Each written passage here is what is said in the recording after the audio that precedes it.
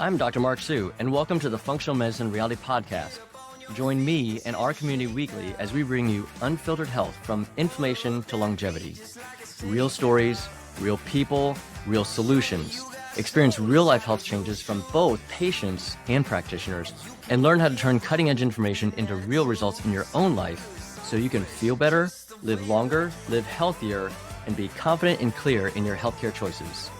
Let's get real and get results. All right, welcome again to the Functional Medicine Reality Podcast. I'm Dr. Mark Sue, your co-host. This session here today with Mary Jo Anderson, also co-host. You've met both of us before. We started in the first few sessions with Mary Jo talking about her own personal journey through chronic Lyme disease, and we've since branched into other areas of health, wellness, and today we're talking about ADHD. ADHD. It would have been really funny if I was like, yeah, remind me again. What was it? So we've bantered a little bit, you and I, about this topic, among other things. What's your recall of why we landed on this as a possible topic to discuss? If you maybe you don't recall. I think I recall just over several conversations of the past year, I bring it up like, oh, it must be my ADHD. And I think your response has always been, well, what do you mean by that? And I'm like, well, I don't know what I mean by that. Because I'm not formally diagnosed, but it is something that I've always kind of said in passing and that I have been curious about. So the fact that we can sit here and have this conversation about ADHD, I'm not sure I'll get a full diagnosis today, but I would love to learn a little bit more about it because the little that I do know, it resonates just with me personally. Sure. So. That's exactly it for me. That's my recall anyway.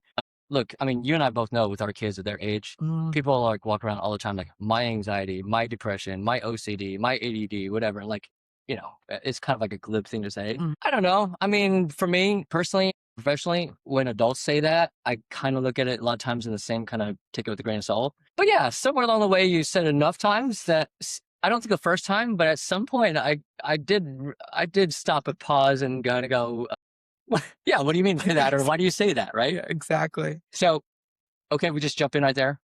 All right. So why don't you let's go ahead and can you describe, so why don't you explain for me like why you say that?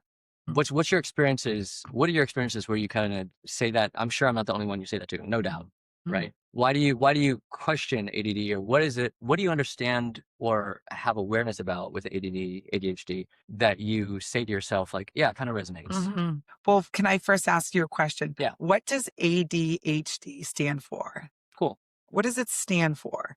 Right. Yep. So I have always attention deficit hyperactivity disorder. There you go. Okay. Bing, bing, all right. bing. So star for you. I know. Well, right when I was like coming into this conversation, I was like, do I even know what that stands for? And yes, I do. Right. Yeah. I've heard ADHD so many times, or ADD, right? Like I've kind of read a little bit about it. I think I started diving in a little bit or wanting to understand a little bit more when I had my son Jackson. Is I can't diagnose him, or he's never been diagnosed, but I did. Yeah. I did notice some hyperactivity. I noticed, he's a boy, he's a 20-year-old boy now. So there was definitely some things. And I think at that point, he's going to be 20 years old, but 20 years ago, or let's just say 15 years ago, this conversation about OCD, ADD, ADHD, all these things were definitely becoming more, the conversation around it has become more prominent around mental wellness, all the things, right? So I think that's when I first started hearing it. Question for you. Yes. On that side, on that moment, pause. Was it something you'd thought about with yourself before it came up in context of Jackson at 5-ish, 6-ish? No. Okay. No, I don't think I knew too much about ADHD before I kind of started reading a little bit about it. I'll date back like maybe 15 years ago when I had my son, and I was noticing some stuff with him, and then I quickly noticed everything that I was noticing about him. I was like, oh God, I'm that same exact way with a lot of things. There you go. I hear that all the time, right? A lot of adults, parents in this last 15, 20-ish years get diagnosed because their kids got diagnosed. Right. Now, so next question on that, and I don't want to pause this too far, derail this too much. When you say it started coming up in question, was it coming up by like a physician, like your pediatrician for him or family practice, whoever it was? Or was it that friends or family or who? How was that coming up? It never came up with our doctor. It never came up really with family. I think around 15 years ago is when the conversations just started happening where I was having, maybe it was another parent had been talking about it because maybe her child was going through it.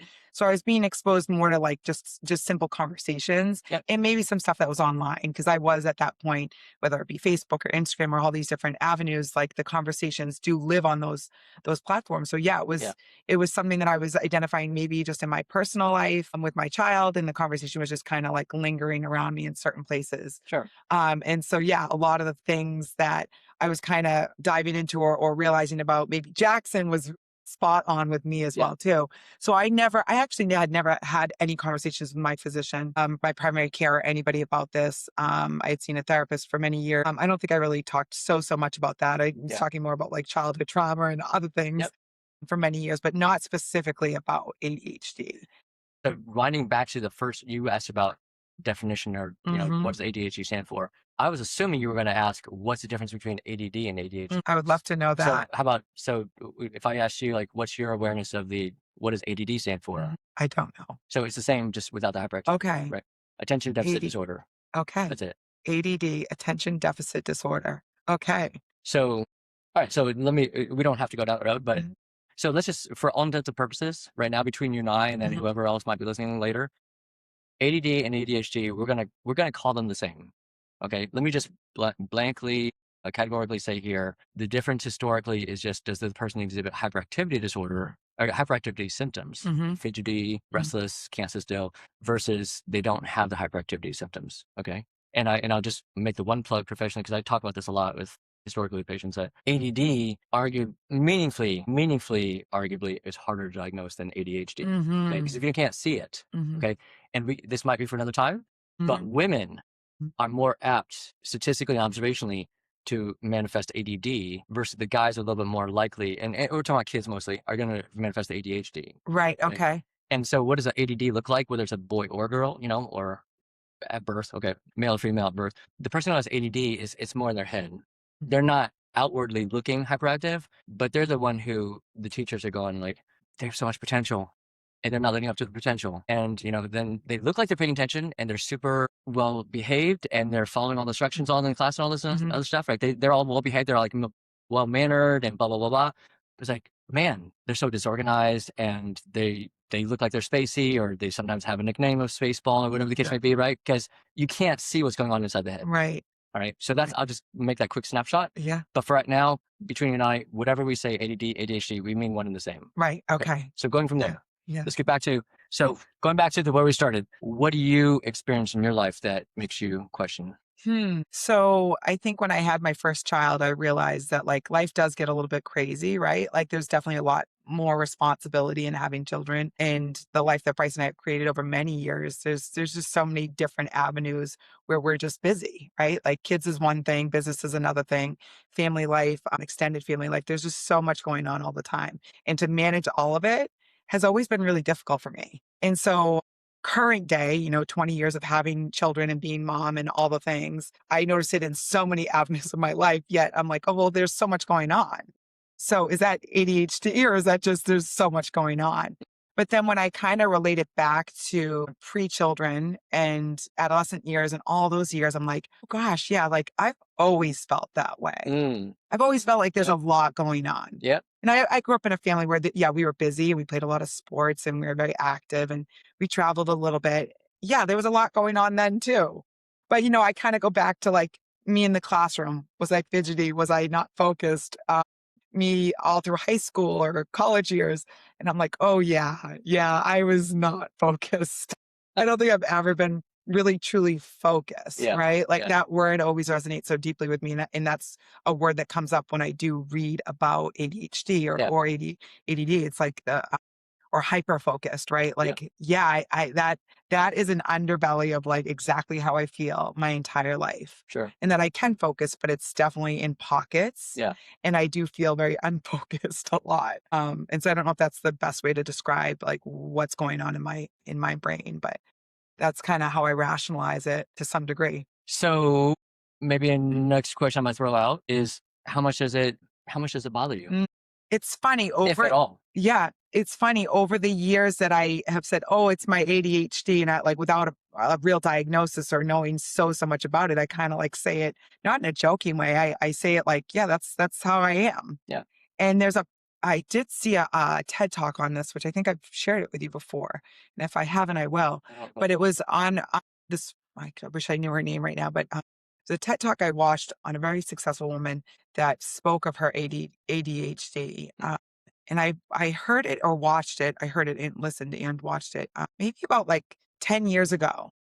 And it was the first time I had heard someone speak so eloquently about ADHD on such a personal level. And she just kept calling it her superpower, and her success and her creativity and all these things she attributed to her ADHD and her superpower. Yeah. And she also described it as a way of like, she never knew she had this. Yep. So everything that she had done in her life, she had kind of like not cut corners, but like she figured out ways to do it where she didn't even know she was doing that. Yep. And the moment I heard this TED talk 10 years ago, it was like, it was just so spot on. I'm like, that is exactly how I navigate. And that, so you're saying this is my superpower too? Yeah. So I don't, sorry if I'm being too loud. No. But yeah, it's something where it's like, I don't know enough about ADHD. I'm not probably diagnosed. Yeah. But it also is something like when I've heard other people talk about it, it resonates. It feels like that's exactly how I am. And so I've kind of maybe self-diagnosed, and I actually feel like it's my superpower. It's something that's super quirky about me. It's how my mind works. So why do you say, for you, not for that woman, for you, why do you think of it as a superpower for you? I just think I'm a highly creative person. Okay. I'm a little bit of a visionary, and I feel like did that woman equate creativity to soup? Yes, she did. Okay. Yeah, she spoke of that as like, one of the top things that she is that's helped her navigate her entire life. And it is something that as an adult, I think I can say that I am highly creative. Yeah. And I'm proud of how creative I am. I don't think I've nurtured it fully in its entirety, like in the most that I haven't reached the fullest potential of my creativity, but it's something that I'm like, oh God, is this ADHD? Is this part of me? So there's a part of you that's a question, or you've developed some internal messaging on some level that ADD and creativity go together. And do you think of that? I'm in a binary system here, in a dichotomy construct. Do you think of it as I favor ADD because I have the creativity, and or the opposite? Like if it justifies me not really looking into it and worrying about it, like versus like, meaning, oh, if I look into it and get diagnosed, then do I feel a little responsibility or compulsion or, to have to do something about it? And then does that have a negativity? Yeah, exactly. I feel like I haven't really dove into like a full diagnosis or exploring it so much. Maybe there's a little bit of underlying fear that if I was formally diagnosed and understood it, that I don't know, maybe I would perceive it or navigate through that in a tiny bit of a negative way. Yeah. But the little that I do know about it, and all these people that do talk about it in such a beautiful way that that's cool. I kind of like, I'm gonna ride that wave right. instead of learning too much more and having it mess with me. I don't know. I kind of, I think I've attached myself or leached onto it. So going back to the question, do you have any curiosity or want to, do you think of it, if is there any kind of downside to your awareness? I don't think so. Okay, cool. All right. So how about shifting elsewhere then? How about other people? Have you observed other people's experiences, family members, friends, whatever, or people whatever, TED Talks or whatever, people who talk about, on the flip side, they were diagnosed and then treated like it was a benefit, and if so, in what way? Yes, I have had enough conversations where one of my closest and dearest friends who lives in town here, who runs a very successful business, again, she's one of my closest friends. Her and I have talked about this for so many years. And she has ADHD too, diagnosed, utilizes medicines to support her health and her ADHD, and has had huge success with it. Okay. And she's always the one like, you should get on this medicine. You should do this. This is going to be so good for you. It's been life-changing for me. So like hearing her positive experience is actually really inspiring and enlightening in ways. I just haven't, taken, not the risk. I just haven't taken the dive into doing that myself. But yeah, I've been in conversation with someone who's on the flip side of it, been formally diagnosed and is supported through medicine and other ways to stay focused, and she's been very fructious with it. So it's good. And I've been in I don't know conversation. that word. What, fructitious? Fruititious, like fruititious. Yeah, like lots of fruit. Yeah, lots of fruit with it, getting things done. Fruititious. Yes. Is that even a word in the I don't dictionary? know. I have no idea. I use it all the time. My vocabulary is not my strongest. Okay. My strong suit. So Me neither. But and I have been in enough conversations with people that have sons, specifically sons that have been diagnosed through early education or even in high school that have been diagnosed with ADHD and are supported through medicine too. That has really been beneficial to their children. So I've had enough conversations with other parents about it. So I don't know personally, but I'm not against the conversation or exploring it more. Maybe it's going to take this conversation to even, push that envelope. But yeah, I've been in enough conversations with other parents and other women in my life that speak of it very highly, speak of it as their superpower, speaking of it through a proper diagnosis, speaking of it through medicine that has helped them, supported their health. So it's a conversation that I'm in quite frequently. okay. So where should we go with this? Yeah. What kind of where would you like to go with that? Because I don't want to just. Yeah. I could take. I mean, I have this is a very, very common. I actually love this topic. I love the topic for many reasons. I'm not going to get into rabbit holes right now. I kind of want to get into the rabbit hole though. Well, I won't let you lead on where we go, which rabbit hole we go down. So why don't you throw? Do you have a no pressure, right? Do you have a particular topic that's like strikes you most about I'd like to know more about that, or like how come people think this, or this doesn't seem like it makes sense to me, or whatever the case may be. Specifically with ADHD? Yeah. So one of the things that I've noticed, like a symptom, which is just a personal symptom, is, when you're focused, right? When you're hyper focused on something. And that's something that I realized just in my personal life. I've become so hyper focused on something, and I can identify that I'm hyper focused. I can achieve anything when I'm in that space. Yeah. Flow state is the guy. It is like super flow state. Unbelievable. And when I'm in that space, I just feel so unstoppable. It's like I want to be in this space. My mind is doing something highly creative, and the execution of it with help, whether it's an event or anything, it's highly produced, and I'm fascinated by that state that I can be in. And the question is? And the question is, when I'm not in that state, right? Which is more so I'm not in that state. Yeah. Where I feel like a little disorganized. I feel not focused. I feel like I'm pulled in a million different directions. Yeah. Like that, it just seems so drastic. And so sometimes I'm like, it almost seems manic at times. And I'm like, I know I'm classifying myself as ADHD, and maybe I'm not looking for a diagnosis, or maybe I am. But it seems like a little there's such disparity between the two. And so the question is what? The question is, does that sound like ADHD to you? Or again, I feel like I've pigeonholed myself in identifying that that's kind of like what I am. Is it consistent with? Is it consistent? That's the question, right? With AD, yeah. Broadening it, maybe. Is that a common experience for someone who has ADD or ADHD? All right. That's something that I don't get that question answered a lot in my regular conversations with people. So briefly, I would say the short version, it's not uncommon. That topic about the flow state, I was just watching a movie last night that someone was talking about that. So what movie? Actually, come think of it. Well, I was watching F1 again. Okay. F1 movie. Yes. And it's at the end when they're like, he's flying, right? When he's in that like zone. Yeah. Right? They didn't say flow state, but you know what I mean. Right. So just remind me of that when you said that. Okay. I think the question I get professionally more often is, if I have ADD or ADHD, how is it that I can hyper focus on something? I will never forget years ago in the previous office I was employed at, there's a middle school kid, and the parents are like, he's got to have ADHD because he's all over the place. But like, how is they can watch a baseball game on TV for 3.5 hours? It's baseball. Where, baseball is kind of like lost its, right? And like, who has the patience to watch baseball?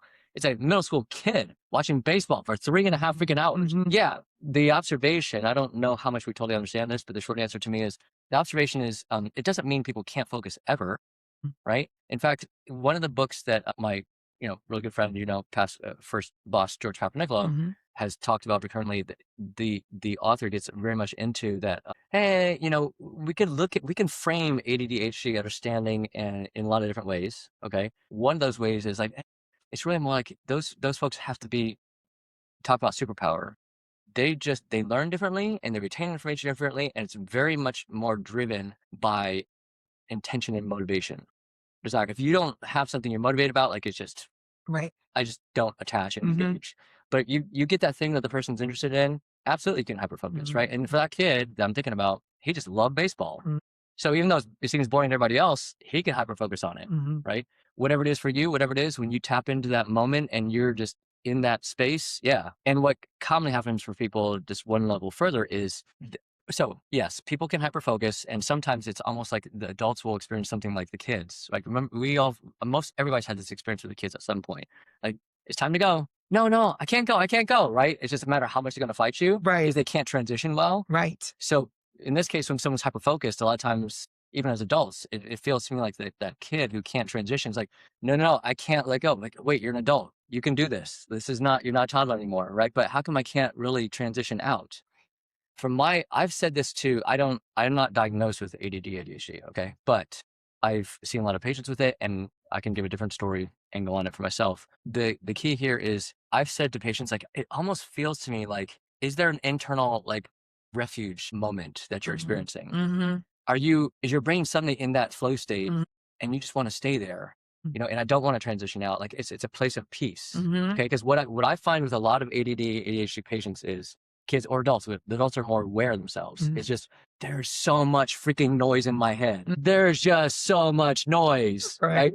And a lot of times you're so used to it. The older you are, you get used to it. Right. So you don't really have full awareness of that. Right. And so when you're not having that noise, it's heavenly, right? And if you're especially doing something you love, which often matches with that, like, Mhm. was it like watching baseball for a kid, or Right. you're in a creative moment and you're like just seeing stuff happen, man, it's like euphoria. It's like, oh, I could do anything right now. I'm in heaven, literally, Mhm. right? And so of course you don't want to leave that spot. Mhm.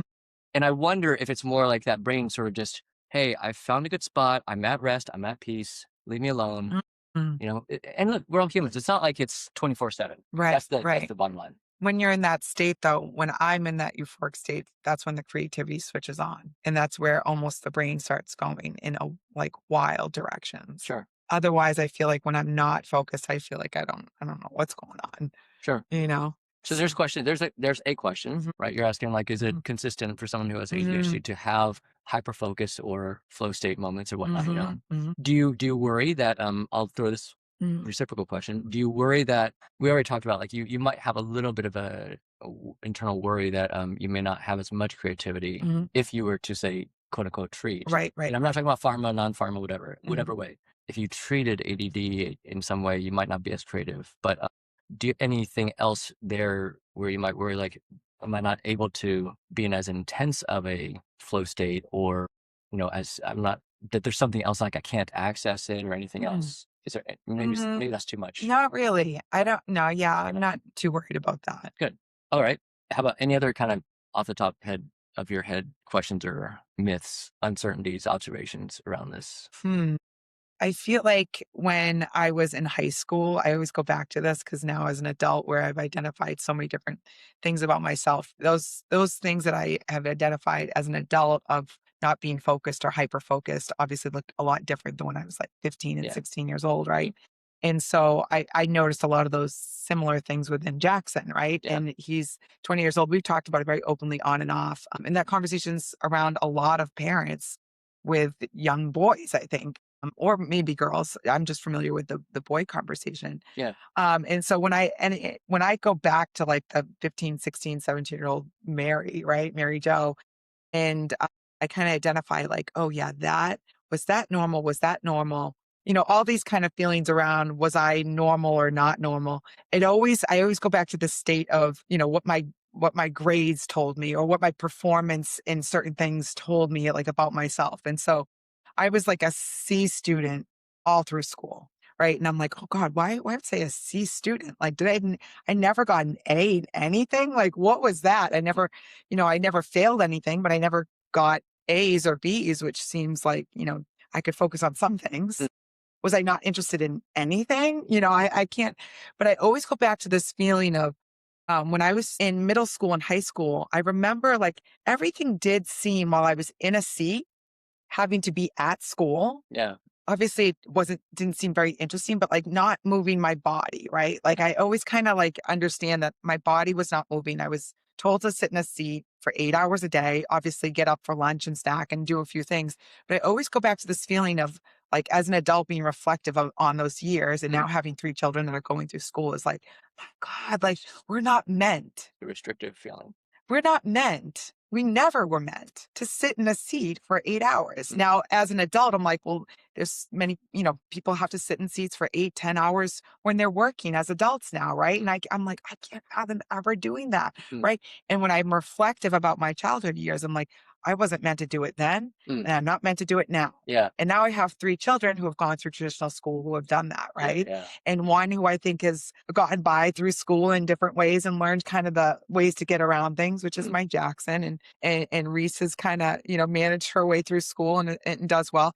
And my little guy who, is in elementary school and still he's in 4th grade. And I think he has these ways where he just does not want to be in a seat. Yeah. Is that ADHD or is that just like what my brain's going to now, which is, no, we're not as a human race meant to do this. Yeah. And so the ADHD conversation becomes a little bit even bigger in my mind. Yes. And a little bit even more complex when I start really thinking about ADHD or ADD or these things that like the human body might have never been designed to do. No, this isn't a question. It's just like a reflection of when I think about my ADHD or being diagnosed or wanting to go down that path of learning more about it. Yes, I do. But I also go back to this really reflective state about humanity and like where we started, where we are, where we're maybe going. And it's really complex. It becomes a much bigger conversation for me. I think about this often as well. I've been raised these questions by parents or individuals as adults, whatever, right? It's not an overly common question because I think it's too big, but I'm going to frame that out as in the topic that you're bringing up for me is, am I having to do something? Am I having to alter my sort of God wiring or genetics or whatever, my individuality to conform to society because of the way society operates? Yes. Right. And that's a very big topic. This is a topic that is reoccurring. Oh yeah. In all the ways. Yeah. Especially now that I've decided to homeschool my little guy. Yeah.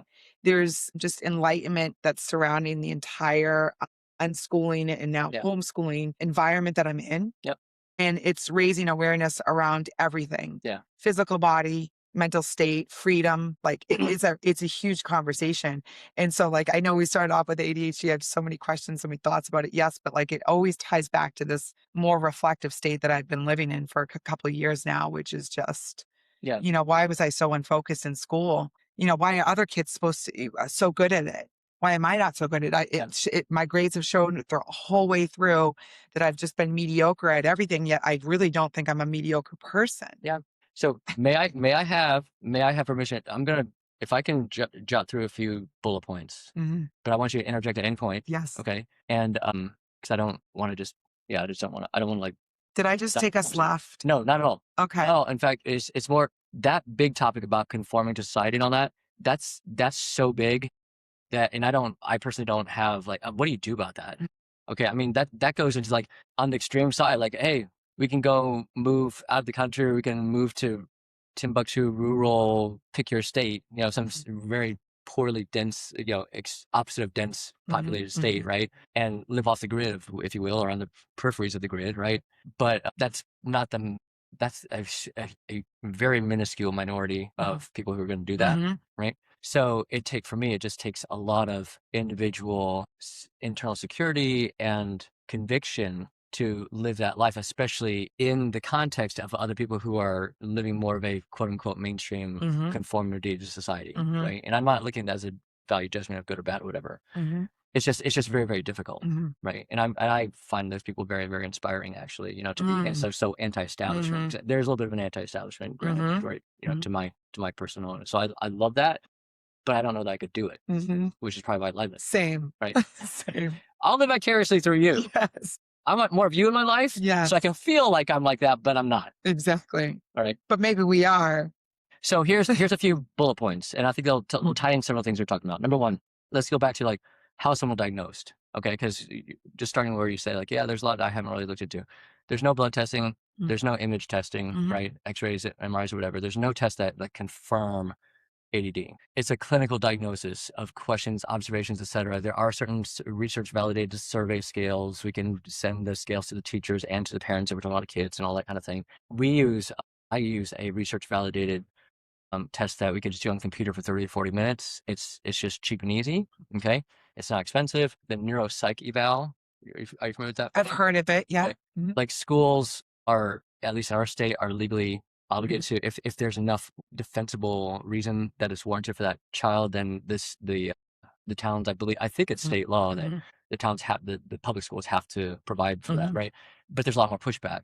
Okay, insurance companies aren't really paying for them as much anymore. Like my observation is, and this is years long, even with a commercial insurance plan, a good plan, you might still have to pay $3,000 more or more dollars privately to have that. For a psych eval. Usually the school, the school pays for it. Okay. But they're having to pay that money too. Right. So there's pushback because it's money. Right. Okay? Right.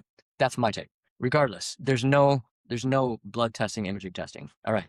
By definition, it's something that has to have been going on since childhood.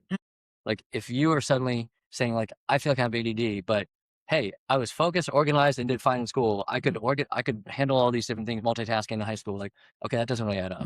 Okay. That's a different story. I'm not saying it's not possible because we can get into why this happens. Okay. But it should be something that as an adult, it should be something that's been going on since childhood and at least in what we say 2 arenas of life. As a kid, it's easy, home and school. As an adult, if you work, employed, if kind of work, then okay, maybe it's like work and home. But if you're not employed or it's like part-time and you're scattered and whatever else, and it's very kind of like up to you, then it's kind of harder to tell, right? You talk about the school grades, right? Connecting to that. That's what just makes it a lot easier in young people because you have this like very quantified, concrete system and it's kind of like standardized compared to other kids. Right. I always like to say you threw out the term normal, right? And you use it in a couple different contexts. I always like to point out, this is not about what's normal or not. It's like what's commonly experienced. Okay. And that ties directly for me into, this doesn't have to be your identity. Okay. There's something about not just the superpower part, but just a couple minutes ago, you said something else where it almost kind of inferred like, how come they're able to get A's? I don't think I'm an average person. Right. How come I can't get A's and B's? Am I just not interested? Like, what's wrong with me? Right. Like, why am I not able to achieve more? You got to remember, it's in the relative reference range of the school system and all that, right? That doesn't mean it's a reflection of your character or who you are, your identity, your persona, etc. Right? But that's a hard thing, especially for a young person, because we're sort of like, we're starting to figure out who we are and how we do in school and stuff, and what the teachers say about you like matters for most kids, right? And then the parents get uptight and all that oftentimes. So there's a lot riding on that stuff, which for right or wrong, whatever. Okay. All right. So let me just give you a couple stories of just clinical stories professionally, and you can bounce back to me like how it resonates, either your own experience or friends, family experiences. I've definitely known people who, let's start with the creativity part. Okay. I will always remember I've had 2 patients over my 23 years to date who one actually is on medication now, but both people did not want to be on medication originally. One was in his 60s, one was a teenager at the time. Okay. They didn't want to be on medication because they could tell it affected their creativity. One was a painter, one was a musician. Okay. And if they if it was a little bit of a self-prophetic experience, like they thought it would, and they said it did, like, I don't know. Okay. But let's take that off the table. So that's on my mind. But have I known other people who are like in the creative space of life, whether as a hobby or profession, and it didn't affect them to their awareness? Yeah, I've known those people too. Okay. But there's a possibility. I always tell people, hey, it's a possibility. Okay. So that's why we're weighing the pros and the cons. Second point, we talk about that sort of noise space, right? Or the piece about where you say, hey, is it just busyness of life, or is it really ADD? Yeah, that's where you go back to saying, well, as you already reflected on your own, is this something that was going on back then, right? Look, I'm a big believer, we can talk ourselves into a lot of things, right? I'm just getting older. That's why I have aches and pains. No, it could be that you really do have arthritis, or no, it could be that statin that you don't realize is causing aches and pains. Okay, blah, blah. We won't go down that road. That's another day. But we can talk ourselves into things, right? Like, I'm tired. Of course I'm tired. I have kids and I'm doing this, I'm doing that, and I'm all over the place, right? Oh, no. Oh, but I started hormones and all of a sudden, oh, wow. That made a huge difference. I thought it was just life stress, right? Yeah. I thought like, maybe I'm just busy. No, but as in high school, I'm like, oh, yeah, I had a hard time then too, right? Right. You kind of gave the story away without me asking much. Right. Right. It's suggestive. Right. A big question when we think about the time frame thing, like child to adult, is like, okay, is it genetic? Okay. I don't know the answer to that. I know, as you may or may not know, Jessica used to do research in psychiatric genetics. So she knows a lot about genetics of bipolar, depression, ADD, anxiety, whatever. I don't remember that detail. I know there are some genetics around it, but I just don't love the topic about genetics, period. Right. It's like, it makes us all feel like, well, we'll just throw it in the towel. What can I do? Right. And that's, without getting technical, that's just not the case. Right. Okay. Genetics is not the end all be all. So I just don't even like to talk about that. But if you've got multiple family members who are diagnosed or suspected diagnosed, then you have to wonder. Okay. You also have to then, you have to wonder. And as I said before, a lot of adults are diagnosed after their kids are diagnosed. All right. So what does it look like? What kind of levels of dysfunction or what kind of turnaround stories can people have when they're treated? Right. I'm just going to give you the ones that always stand out to me. I still care for this individual who is maybe over 30 now. Okay. Man, I kid you. I mean, oftentimes I cry thinking about this. As a junior, the dude was getting like D's. Started on, like, they knew they had the diagnosis. And I don't remember how this happened. It wasn't on my initiation. They started medication. In this case, they went on pharma medication the summer after junior year. And unless I have this wrong, it's not by off. I'm not off by much. I think they pulled an A- in honors physics as a senior. Oh my God. And I was like, how the heck did you do that? Right. Yeah. Now, I was so compelled. I asked to write that kid a letter of recommendation for college. I was like, you have to understand what you see on grade report from your senior year, only one semester. That's where they're at now. Wow. They started medication before that. And after before that, it's another world. Like, it was so dramatic for that person, right? This person then ended up going to a 4-year college, did really well. And then they got into a prestigious like leadership position by, was it Procter & Gamble or Johnson & Johnson or some kind of major corporate, like we're training you guys specially. And then when you're done, you get to like select where you want to work in the company. And it's a major company. Wow. I was like, oh my God, what a life change. Right. Now, right. Back to the conform to society thing. Yeah. And someone else is like, well, like, who says everybody should like work in like big corporate America? I'm not saying that, right? Right. So from the relative perspective of having opportunities, at least, not saying success is defined by working for some big corporate America. Right. But just having opportunities, like, holy crap, that was like a complete life guide game changer. Okay. Now bring it more forward. 2 years, I think it was 2 summers ago, I had 2 patients who I've known for a long time. I think like 15 and 18 years apiece, or 18 and 20 plus years apiece. They both said to me independently, they don't know each other as far as I know. They both said to me, ran out of the blue one day, I'm here because I think I have ADD or ADHD, whatever. And I was like, really? Because I've known you a long time and I don't know that I had that on my radar. Right. And they went through like, well, I saw this survey online, like social media and all that stuff. Right. It's just like you were like my friends or family were talking about it, and all of a sudden I'm getting stuff on my feeds. And at least one, if not both of them, were like, hey, I went through these questionnaires. I click all the boxes, whatever. And I'm like, tell me what you experienced. Just like we started, right? Yeah. They're telling me the stories. I'm like, wow, you got a lot going on up there, more than I ever knew. And they're like laughing at me like, I know, I told you I was kind of nutty up there. I was like, well, I mean, your words, not mine, but here's the bottom line. Right. Complete life changers. Okay. One individual says to me, I've never felt so comfortable in my own skin. I mean, it was emotionally moving. On medicine. After being treated. But in this case, both of them were they both went on pharma medication. Yeah. But I mean, it was like, I probably cried telling that story for like 4+ months. Because when this person I've known for so long, they wrestled so much with so many things, anxiety and all peace. Anxiety is very common with ADD, by the way. Okay, they go hand in hand, oftentimes. And they often misdiagnosed between the two, but they often go hand in hand. But when they're just saying like, I feel so at peace with myself, I was like, oh my God, we would all love to just have that flow state for a day to feel like I'm good, right? Especially when it's constant. Right. The other person was like, wow, I did not realize I was so much more of a contributor to a lot of relationship dysfunctions I've had all my years. Like, right? I've been told I wasn't listening to this and that, and I know that I wasn't, I made some not so awesome decisions with the relationships I was in, but like, I was a little bit more involved there than I realized.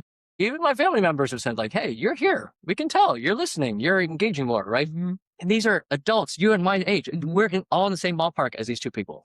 All right.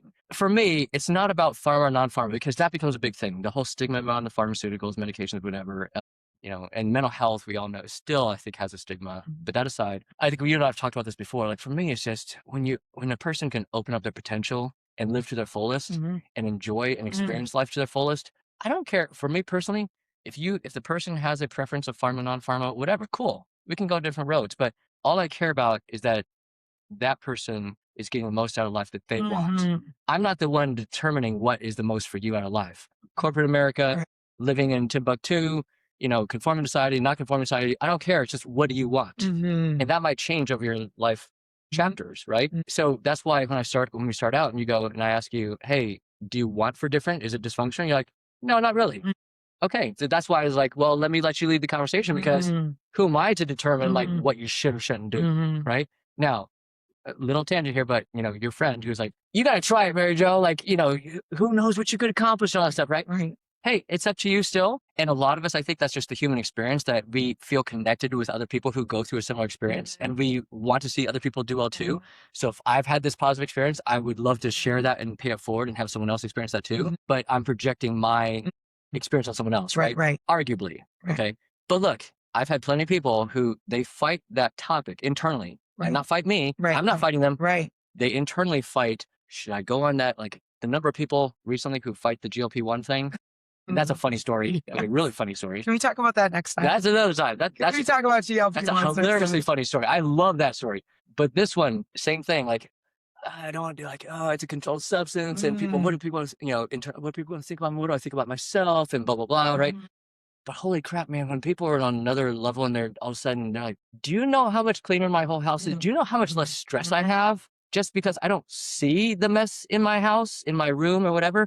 Do you know how much better I'm getting along with my parents or my kids or my siblings or my coworkers or whatever? It's like, God, I mean, I'm all for diet and exercise and stress management, better sleep and the behavioral stuff, but we both know how long it takes and how much effort it takes to make those things happen. And we live in high-paced America. God help us try to execute those things and sustain them, get into the habit, sustain them. And I know it's the easy way out if you want to say that, but man, it helps us. I mean, I've seen a number of people who they're better able to initiate and execute those behavior changes once they start a medication or non-pharma, just to enable themselves to be able to move in that direction and then sustain better over time. And then it's up to them whether they want to continue that thing that they did, the intervention to start, right? So it's just, it's a passion for me, not because I like pharma, not because like I have some particular affinity to ADD as a diagnosis. The amount of life change I've seen from people is astounding. And they're not all like that. Those are like highlight, I'll go to the grave with those life stories for me, but it's just astounding. Right. That is so interesting to hear. It's a very positive outlook and life experience with these patients that you. It's unbelievable. Yeah. Sometimes, so in these cases. So can I sign up or make an appointment to do the testing? The computer test is easy. Hey, look, actually, at the risk of doing this without having run it by our producer, okay? If somebody hears this and wants to have the testing done, we can arrange it. Okay. It's only like $150, $180 the one time on your computer at home, 30, 40 minutes. Okay. I've done this with, I didn't start using that until the last 2 years or so. Okay. But when we were kids, that's how we nailed it out more quantitatively. Oh my right? gosh. We have 2 kids who are on treatment. Okay. My experience with pharma, non-pharma, I'll just say this. I'm fucking bulldozing this. I've known people to be able to manage without pharma. I personally, myself, I like people to have been on pharma as a comparison point. Okay. Because it takes more with the non-pharma. And my observation is it's not as effective. There are people who prefer it. There are a rare people who don't tolerate the prescriptions. Okay. They have higher blood pressure. When you say non-pharma, what does that mean? Like, alternative supplements. Right? Okay. Yeah. Look, I'm a total believer, to be clear, because I can feel the heat from many colleagues who are like, blasphemy, pharma or whatever. Okay. But I'm a total believer in self-care and behavioral care. Okay. But I think I shot you that slide from the conference 2 weeks ago, where a stinking nutritionist, a registered dietitian nutritionist at a very alternative medicine conference where we're all about root cause, functional medicine, blah, blah, blah, a quite anti-pharma community there. The nutritionist said, and I'm not aligned with this, let food be thy medicine. We talk about this all the time. As a nutritionist, she said, as a nutritionist, I don't know how much I can vibe with that anymore. Wow. And then it's like, how much can we translate to other things? Okay, how much can we translate that to beyond nutrition into other aspects of life? This is, again, back into the whole big picture stuff, too much for today. But if we get into like why, if I was wondering if you might throw the question, I get this a lot. How come, is it overdiagnosed? Why are we diagnosing all these people with ADD that we didn't 20 years ago? Right. It's a multifactorial thing for me. One of the things, I'll just leave it at this, is that I'm a big believer. It's a part of brain inflammation that we as a population are experiencing much, much more than we ever did before. Inflammation, autoimmunity, it's all in the same vein. This is just one manifestation of that inflammation. Okay. We can talk all kinds of stuff about gut health matters. But again, if we want to take the approach of life management, right? Mindset, stress management, sleep habits, eating habits, exercise, God help anybody. Like, I'm going to be in complete awe and bow at your feet if you're able to execute that in the next week and sustain that consistently for the next 6 months. Right. And then you and I both laugh at this. God help you if you're a parent and you can get your 10-year-old to do it in the next even 2 weeks, even start it. Right. And how are you going to control what happens when they're at school and their friend's house and all this kind of stuff, right? There's so many uncontrolled variables, the crap in our foods, the pesticides, all the toxins, like, God help us trying to fix that. Yeah, the tide is too big. If we want to talk about all the stuff in our water, even when it's filtered, is it distilled? Is it just filtered? I mean, the amount of exposure and crap, and then the stuff that's been passed on generation to generation, not just genetics, but in our microbiome that Jessica's done research on the stuff, the microbiome is passed on generation to generation. And the impact that has on our brain health, we are fighting humongous Goliath mountains to say, I'm going to do this non-pharma. Right. And I'm not against it. Right. I'm just setting expectations clear. Right. If you have a kid who's getting D's, the grades, you cannot undo those. That's my problem. You cannot undo your grades. If you're in 5th grade, I'm cool. You want to experiment on, we want to trial this, trial that, behavioral stuff, herbals, B vitamins, fish oils. I'm awesome with all that stuff. If you're a sophomore in high school and you're pulling D's, your time is ticking. If you want to go to college or you're like trying to get a scholarship for athletics and you're a sophomore in high school and you're getting D's, you don't have time. If you think you can pull off all those lifestyle behavior changes now and sustain that, God bless you. But I've never seen it as a high school student, right? And even the parents are on them, the high school student voice is intention, all this stuff. It's just, we're in America. It's a rare bird. Maybe it's just the people I work with. Maybe I don't have that Christian population that they're like super go-getters. Yeah. I'm sure there are people like that.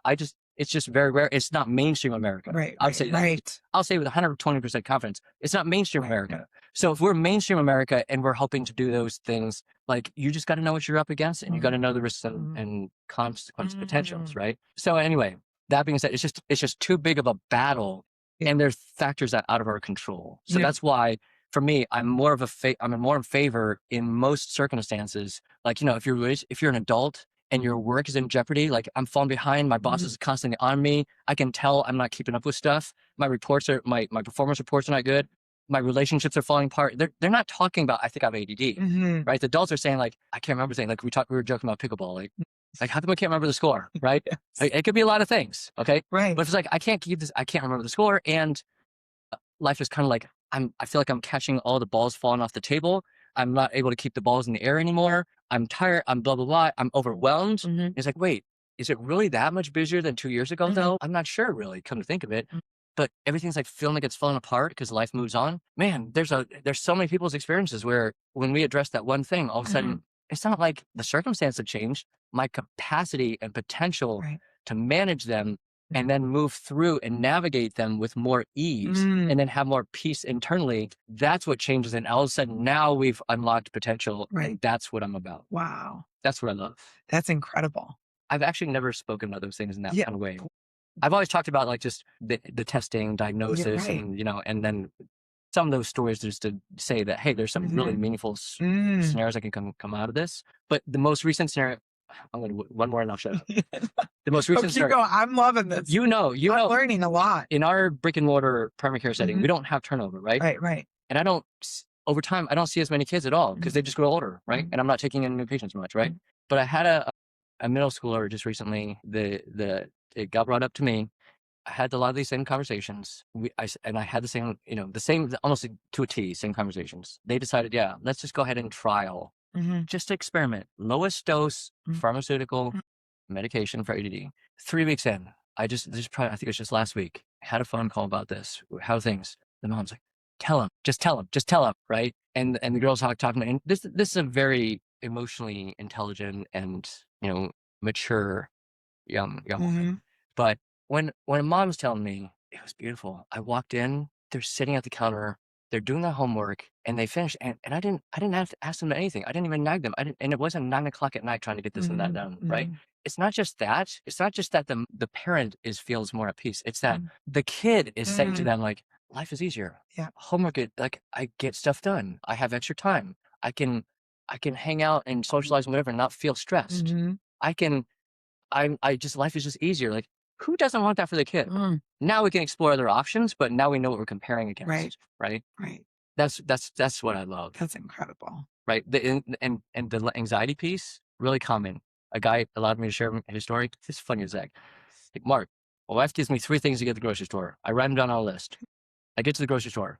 Dang, I forgot my list. I can remember most of them. I get down to aisle number 1. Oh, look, there's Frank. Haven't seen Frank in a long time. Hey, Frank, how's it going? After that conversation, all right, moving on. Oh, crap, I can only remember 2 things now. Down the next aisle. Oh, look, we haven't bought that in a long time. It's on sale. Let me get that. Like, let's try that out. Moving on. Like, crap, I can remember 1 thing now. Next Right. time, down the next aisle. I can't remember any of them now. Like, on my list, it's at home. Drives home to get the list. Gets home. What did I come back here for? What am I doing here? God. That's an extreme scenario, but so many people tell me like, oh my God, I can relate to the story, right? Exactly. On some level. Oh my gosh. And again, like we could talk about brain fog that are related to other topics. We could talk Mhm. about inflammation, busyness in life, anxiety. But when someone cares about they care about meeting other people's expectations, their spouse, their kid, their friends, whatever, their whoever, they care to show up, right, in life. I want to be reliable. I want to be relied upon. But they know subconsciously they have a hard time doing that. Mhm. It's 11 o'clock. Ooh, there was something this morning. I told Sally what did I tell her I was gonna do? And it's not a conscious thought, but it's in the back of your mind. Like, Right. there's something I'm supposed to remember. There's something I'm supposed to remember. And the day goes on, and now it's 3, 4, 5 things. There's things I'm supposed to remember. I don't remember what they are. Like, oh my God, someone's gonna be pissed off at me. Who is it? Who is it? I don't remember. Right. Right. It weighs on you, Right. right? And there's a That's where the anxiety. and that's the anxiety. That's the It's anxiety. secondary anxiety. Yes. Right. And there's this internal messaging all of a sudden Right. of like, uptight, right? Right. And that's what I'm after with the kids, especially because when the kids don't feel confident, Right. I told that middle schooler, like, this is what's going to happen. You're going to be able to do this, blah, blah, blah, if we're barking the right tree. 6 months from now, you're going to start developing self-confidence. Those things that you feel like you can't do right now, or you're like not so sure about, it's subtle and you won't recognize it unless I ask you or unless we talk about it. But all of a sudden you'll be like, I got this. I got that. I'm in that flow state. I'm in a more flow state all the time because I'm not like telling myself subconsciously, I can't. Right. Right. That's a huge thing for me. That part is huge. It sounds like I'm selling you on trying to treat. No, I'm not. you're selling me on pursuing the testing at least. At the very least, what I'm after is like, Which when at least know. Right. Right? 'Cause it's not like a commitment. Right. If a person finds out and then they treat and they're like, this is what that life's like. You just don't know what you don't know until you're on the other side. Right. And then if you're like, okay, I did that, and hey, there's times it's right, and other times I don't need that or don't want to do that. And that's another story, like how practitioners are about prescriptions and all that, if you go down that road. But now you can at least make a more informed decision, and now you've unlocked potential, at least to decide which directions you want to go. Right. That's what I love. Very interesting. This has been extremely enlightening to me because, again, I've had conversations, but it's typically with other parents on the surface level with Bryce a little bit, on the surface with Jackson a little bit, but this is much more of an extensive conversation I've ever had. Super enlightening. I see the benefit of just in the excitement. I'm actually, I'm at a stage where it's like I'm kind of this open book where I'm really just like interested in learning more about myself, enlightening myself, and maybe going through this testing could be really revealing about maybe what's possible for me. I don't know, or what's not. What's not possible. What's fine already. Yeah, I'll tell you, I never said to you even between us off recording. We've talked about our kids quite a bit. And I think we both have experiences of kids who, their school is not their forte, right? I love to see kids just be able to, like, school is just easier, okay? Putting aside the conformity to the school and whatever else, okay, it is what it is. But like, we've seen that in our own family with school become like, actually both, but I said two. Yeah, both cases we've seen that, right? One's older, one's younger. It's a lot more meaningful for the older student. But it's just, boy, for us as parents, it just takes another thing off our plate, like worrying, or how do we help support that person, right? And now, like, we're seeing them grow into more flourishing of school interest, and then, you know, where does it go down the road? Right now, there's an evolution that's emerging. There's an evolution and an emergence of where their life directions might go, and that's priceless. I mean, I'm not saying it wouldn't have happened without it, Right. but predictably, by track record history, it was a harder road. It's a much harder road. And I don't know if they'll go down this road or not for sure that they're thinking now, but is it coincidence that it's been like a year, and now through a year of more schooling and you know, having this under the belt, now they have a more formulated, at least self-motivated plan, intention and motivation about where they want to go? I don't know if that's coincidence. Right. Anyway. It's funny, we're talking about the ADHD in this conversation, which again, I haven't had one that's at in depth like this. But you had mentioned GLP-1s like a few minutes back. And it's funny because it is very relatable to that. Yeah. And the potential on the other side and kind of navigating that whole conversation, that process for someone to get to the point where they not necessarily need test. I don't know if they need testing to be on a GLP-1, but like even to make that decision and enlighten yourself about what the potential is on the other side or what the path ahead could be, because the tide that you're fighting in all these other categories of health and wellness and movement and all the things is a huge tide in like normal, you know, modern day society in order to like lose weight or move your body or like get over these humps with all these other ailments and things. So anyways, I'm gonna put that in our back pocket for our next conversation. Yeah. Because I think it relates to this conversation in a lot of ways too. In more ways than you think. Yeah. The mental health piece on that. We'll have to remember. I'll have to remember that. Well, I will because I bring that up a lot. But there's an interesting mental health piece that we don't know why, and it's the minority, but there are people who they get a mental health benefit out of the GLP-1 that's independent of actual weight loss. But yes, well, it all ties into inflammation too, right? Very, very, very plausibly. Right? Very plausibly. So many interesting things that we, yes, you know, life is interesting. Yes, I agree. This has been a wonderful conversation, and I'm going to make an appointment to do some testing if that's all right. It's the online test is easy. Yeah, we'll figure that out. Okay, sounds good. First-hand consultation time with a functional medicine practitioner or a second opinion. You could use some extra support or a different angle. You can find us at rootseekhealth.com. Our team would be more than privileged and honored to walk alongside you in your journey. And you'll find us here again. We'll do this again, Mary Jo. Sounds good. Thank you, Mark. All right. Thanks, everyone.